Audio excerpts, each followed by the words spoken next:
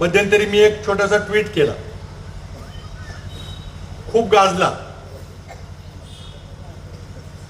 मी म्हटलं की कदाचित महिनाभरात मराठी माणूस भारताचा पंतप्रधान होईल. कराडला बोललो मी, अनेकांचे फोन आले, विचारले याचा अर्थ काय, कसं काय. कोण म्हटलं की तुम्ही होणार का, कारण कोणाला त्याची पार्श्वभूमी माहीत नव्हती. आता मराठी माणूस पंतप्रधान व्हायचा झाला तर आत्ता बसला माणूस त्याला बाजूला गेला पाहिजे. म्हणून आधी मी अधोरेखित केलं की नाव न घेता बहुतेक बदल घडण्याची शक्यता मला दिसते. आणि जर बदल घडला तर काँग्रेसचा काही पंतप्रधान होणार नाही, कारण आमच्याकडे बहुमत नाही. तर मग होणार हीच लोक, पण त्यांचा मग कोणताही दुसरा माणूस येईल, कदाचित मराठी माणूस येईल, असा माझा संदर्भ होता. आणि माझा इशारा होता 19 डिसेंबरला, कारण 19 डिसेंबरला अमेरिकेत संसदेने कायदा केलेला आहे.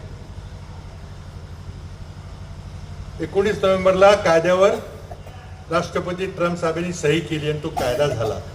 त्या कायद्यामध्ये असं म्हटलेलं आहे की अमेरिकेत एप्स्टीन नावाचा एक माणूस होता, इस्रायलचा गुप्तहेर होता. त्यानं जो धुमाकूळ घातलेला आहे अमेरिकेमध्ये, त्याचा पर्दाफाश होणार आहे.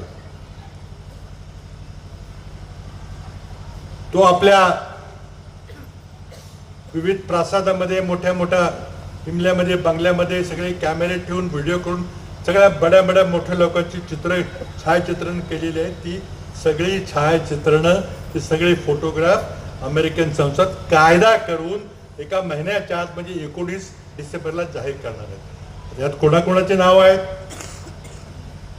सोशल मीडियावर काही नावं चालू आहेत का मला माहित नाही, पण आजच 75,000 फोटोग्राफ पब्लिश झालेले आहेत. 20,000 ईमेल्स प्रकट झालेले आहेत. आणि त्यामध्ये अमेरिकन संसदेने सांगितले की हा डाउनलोडेबल डेटा पाहिजे, हा सर्च करता आला पाहिजे. निवडणूक आयोग ज्याप्रमाणे मतदार याद्या कम्प्युटरवर आपल्याला तपास म्हटलेलं नाही, या डाउनलोडेबल आणि सर्चेबल ही माहिती असेल आणि कोण कितीही मोठा व्यक्ती असला तरी आम्ही त्याला संरक्षण देणार नाही.